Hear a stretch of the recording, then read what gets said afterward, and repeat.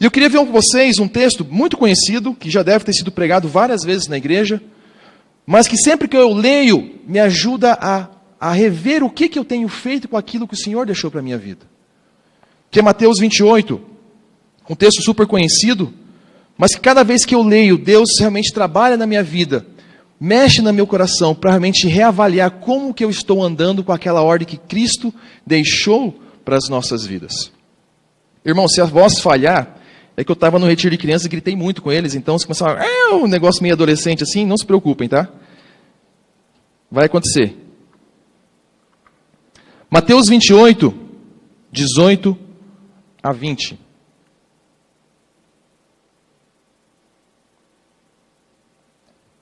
Nos diz o seguinte: Jesus, aproximando-se, falou-lhes dizendo: toda a autoridade me foi dada no céu e na terra.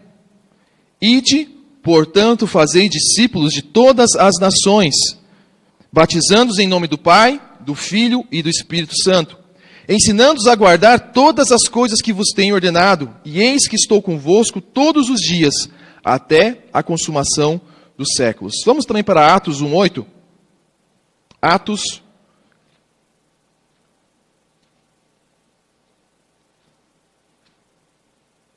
1:8. Nos diz o seguinte: mas receberei poder ao descer sobre vós o Espírito Santo, e sereis minhas testemunhas tanto em Jerusalém, como em toda a Judéia, Samaria e até os confins da terra. Vamos orar. Pai, te louvamos, ó Deus, te agradecemos por esse novo dia, Pai, te agradecemos porque Tu és o nosso Salvador, ó Deus. Obrigado, ó Pai, porque um dia o Senhor enviou Seu Filho Jesus, ó Pai, para morrer na cruz, para derramar o Seu sangue pelas nossas vidas, ó Pai. Mas Ele não permaneceu morto, mas Ele ressuscitou, ó Deus, e dessa forma nos dá a esperança de um dia podermos morar com o Senhor na eternidade, ó Pai. Pai, obrigado pela Tua palavra que o Senhor nos deixou, ó Pai, que ela é viva, que ela é eficaz, ó Pai. Obrigado porque ela é um instrumento que nos guia, ó Pai, em como devemos andar e como devemos seguir, ó Pai. E clamamos que nesse tempo que temos aqui, ó Pai, que o Senhor também esteja falando aos nossos corações, ó Deus. Que possamos ter os ouvidos abertos e o coração sensível para aquilo que o Senhor quer falar conosco, ó Pai. E que nós não sejamos meros, simplesmente ouvintes da Tua palavra, como o Tiago fala, mas também sejamos praticantes dela, ó Pai. Que aquilo que aprendemos, que aquilo que lemos, nós possamos aplicar, ó Pai, no nosso dia a dia, para que o Teu nome possa ser glorificado através das nossas vidas, ó Pai. Assim oramos e agradecemos a Deus em nome de Jesus. Amém. Em Mateus 28 nós temos talvez mais conhecido como nós chamamos da Grande Comissão. Mas o que significa a Grande Comissão? É interessante que a Grande Comissão, ela é dita, Jesus morre, Jesus é sepultado, Jesus ressuscita, as mulheres veem Jesus, e Jesus então tem um dos últimos aparecimentos, vamos dizer assim, com os discípulos. Então, essas palavras que nós temos tanto aqui em Mateus como em Atos, é como se fossem praticamente as últimas palavras de Jesus, antes dele ascender-se até o céu e estar com o Pai. E é interessante que quando nós temos escritores famosos, nós damos muito valor para as últimas palavras de tal pessoa. As últimas palavras de tal pessoa nós muitas vezes gravamos e lembramos. E muitos livros colocam, né? Mas é interessante como muitas vezes nós esquecemos também das últimas palavras que Jesus deixou para nós antes da ascensão dele. E das últimas palavras, então, nós temos a Grande Comissão. E é interessante na Grande Comissão que a Grande Comissão ela não começa simplesmente com o ide. Vai, faça discípulos.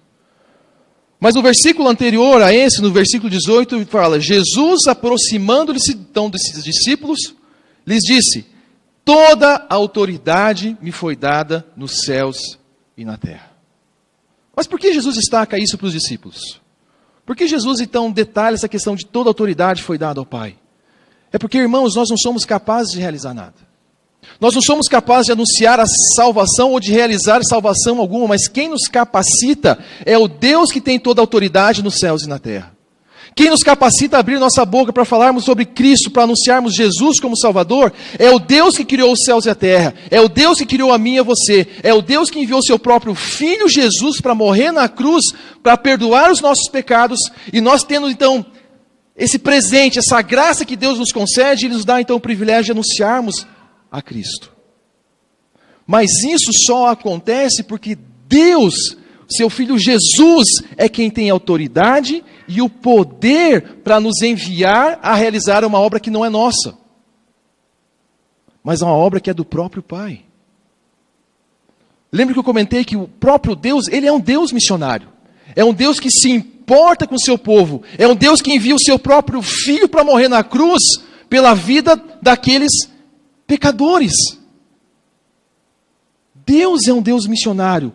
Então Jesus é quem tem essa autoridade e poder para quê? Para nos capacitar a realizar essa obra que é do próprio Pai, que foi iniciada por Deus, que deu continuidade por Jesus Cristo e agora está em nossas mãos continuar apresentando o Evangelho para aqueles que não conhecem a Cristo. A grande comissão, irmãos, começa com o poder de Cristo. A grande comissão começa com a autoridade que está nas mãos do nosso Salvador. Então Jesus primeiro coloca, irmãos, eu tenho autoridade, eu tenho poder. Por isso então vocês vão. Por isso então ele fala no versículo 29, ide. Mas o que é o ide? Nós falamos muito esse versículo, né? Ide, fazer discípulos, ou Marcos, né? Vai evangelizar e faça discípulos para todas as nações, Atos vai falar. Mas o que significa o ide? Se nós olharmos para a perspectiva de Deus, o id significou sacrifício.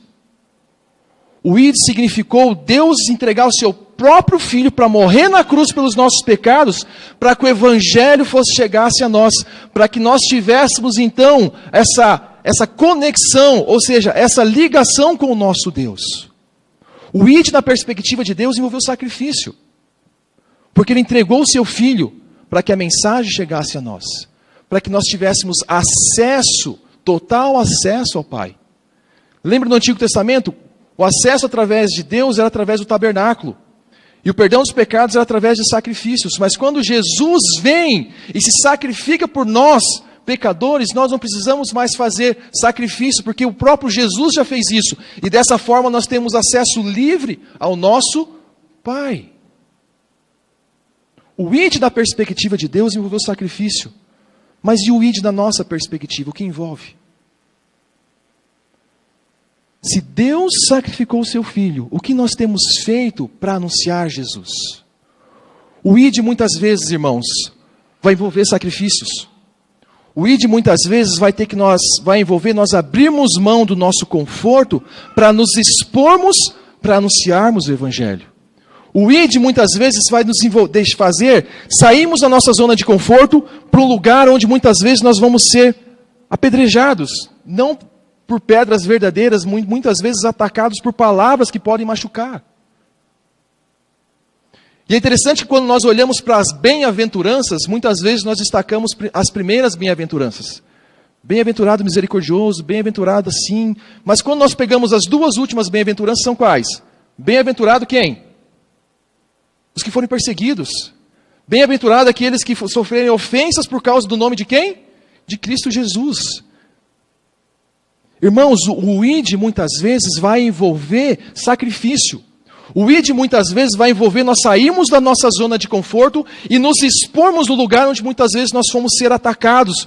Muitas vezes vão ser atacados com palavras. Muitas vezes, talvez em regiões como o norte da África, pessoas serem perseguidas fisicamente por causa do nome de Cristo Jesus.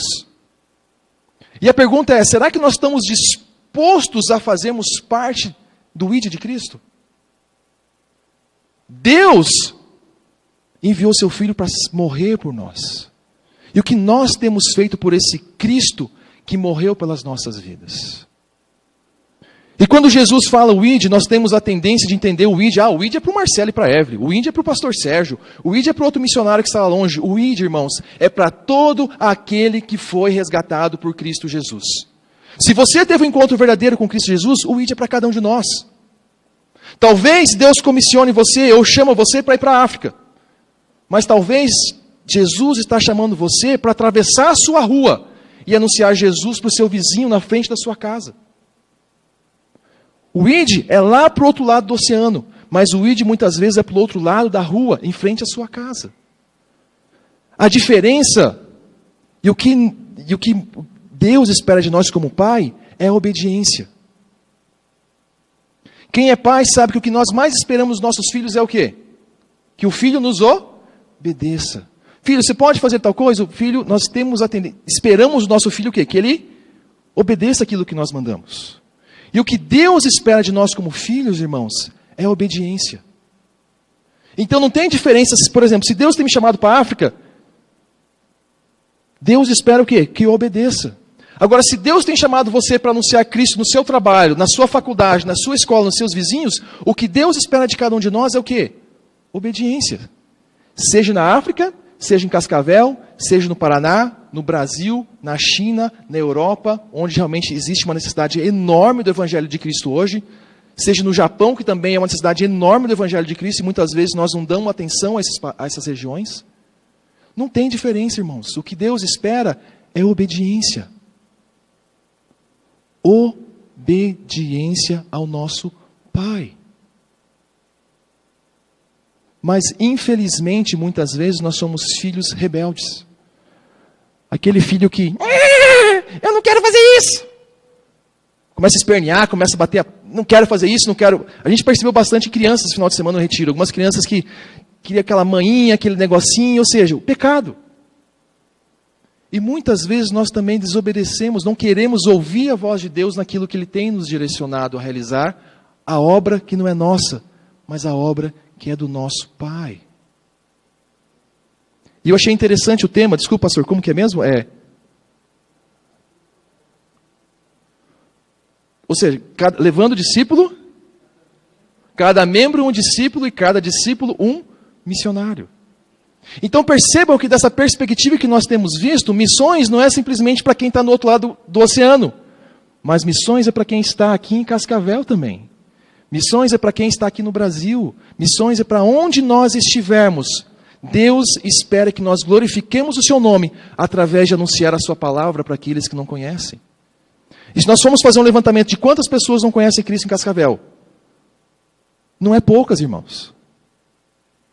Muitas vezes as pessoas estão dentro da nossa própria família, dentro da nossa própria casa. E o que Deus espera é que nós obedeçamos a sua ordem. Ide, saia da sua zona de conforto, se exponha para anunciar o Evangelho de Cristo. E o texto continua então, ide fazer o quê? Discípulos.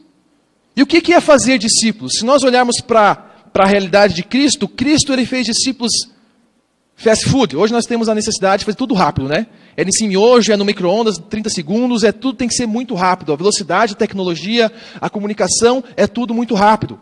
Mas quando nós olhamos para Cristo, ele discipulando seus discípulos, quanto tempo Jesus levou para discipular? Pelo menos 2 anos. Mas nós queremos fazer discípulos em 1 mês. E 1 mês esse rapaz está capacitado a conhecer toda a palavra e anunciar o Evangelho. Irmãos, discipulado envolve investir tempo na minha vida, na vida de outra pessoa. Não é que eu sei tudo e o outro não sabe nada. Pelo contrário, os dois são pecadores. Mas os dois vão caminhar junto para crescer mais com o Senhor. Um talvez orientando e direcionando e guiando, e o outro aprendendo e forçando aquele que já sabe a aprender mais. Para quê? Para que ambos juntos possam crescer. Até chegar um tempo onde nós possamos perceber e falar assim, agora caminhe sozinho. Mas isso, irmãos, não é algo mágico, instantâneo. É algo que necessita investirmos tempo da nossa vida na vida de outra pessoa. Agora a pergunta é, será que nós estamos dispostos a investir a nossa vida por causa do nome de Cristo Jesus na vida de outra pessoa? Isso envolve o quê? Sacrifícios.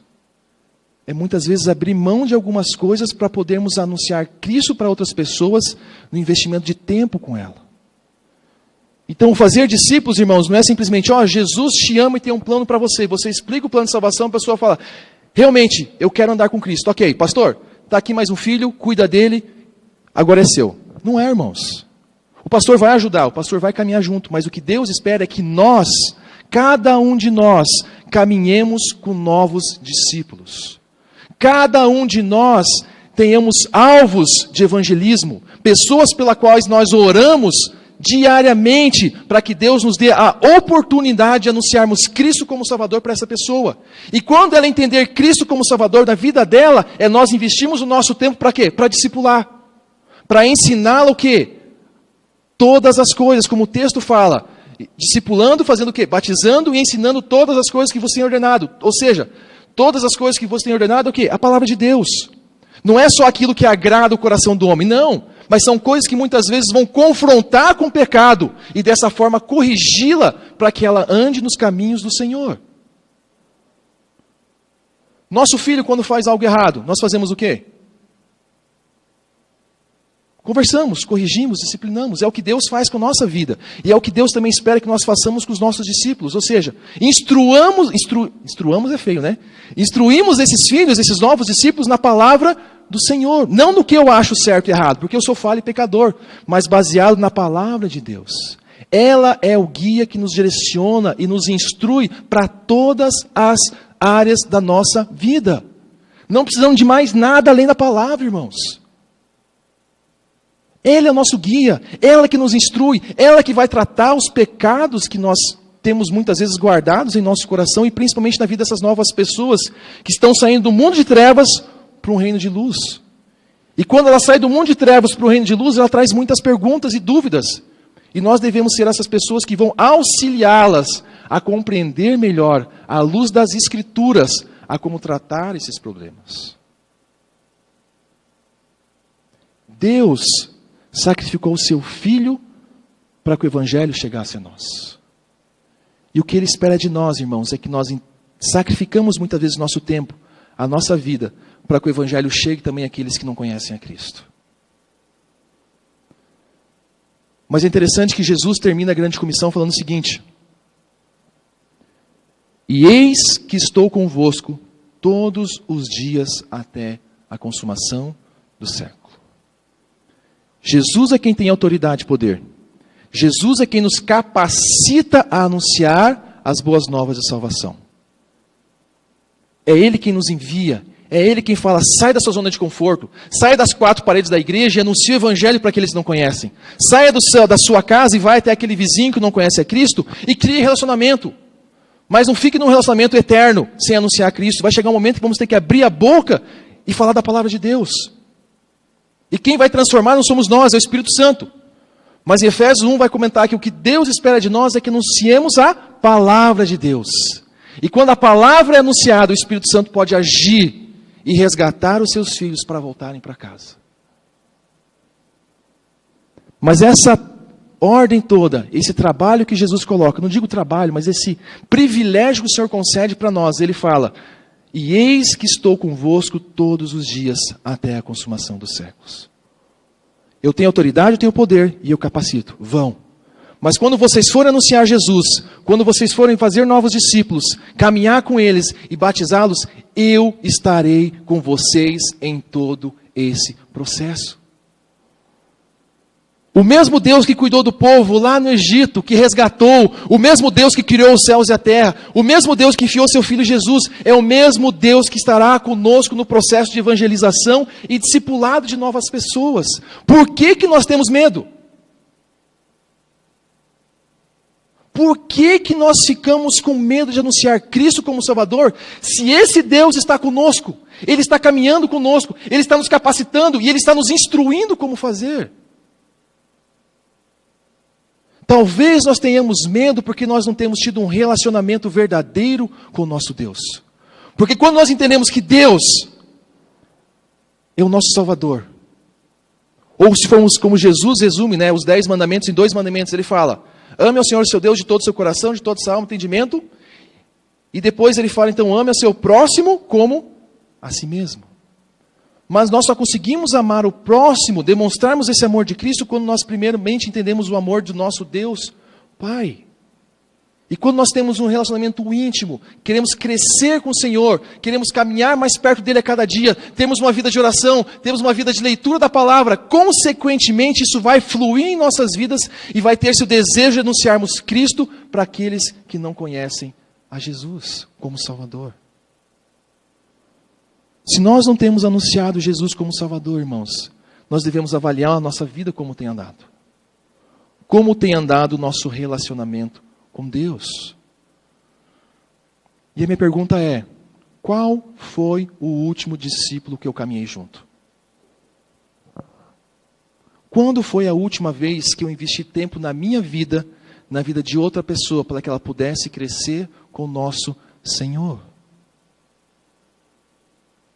Irmãos, se nós não conseguimos lembrar disso da última vez, se nós não conseguimos pensar qual foi a última vez que eu anunciei Cristo como Salvador, tem algo de errado.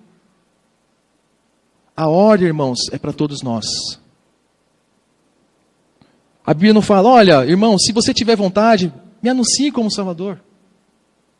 Ela fala: ide. É uma ordem direta. Faça discípulos.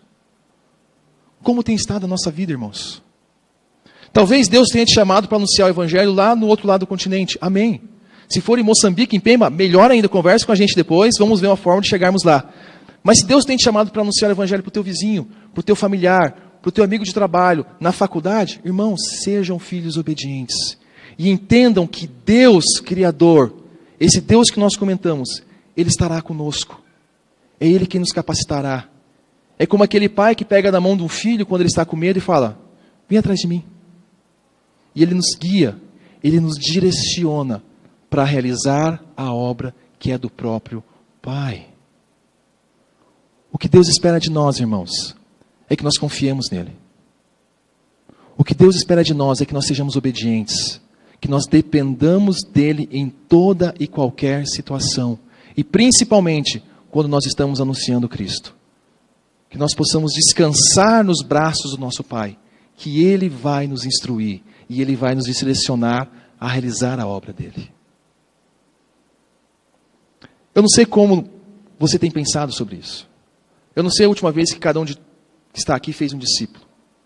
Mas eu queria que nós baixássemos a cabeça agora, pensando até nesse tema que o pastor comentou para nós agora. Refletíssemos um pouco sobre isso. E se você não tem feito um discipulado, não tem evangelizado ninguém, eu queria que você pensasse em alguém nesse momento e estivesse orando para essa pessoa. Para que Deus conceda-nos a oportunidade de podermos anunciar Cristo como Salvador a essa pessoa. Vamos ter um tempo agora de oração individual, orarmos, colocarmos nossas vidas diante do Senhor, mas também lembrarmos de orar por talvez algumas pessoas que não conhecem a Cristo, para que nós possamos ser instrumentos nas mãos do Senhor, para levar o Evangelho a essas pessoas.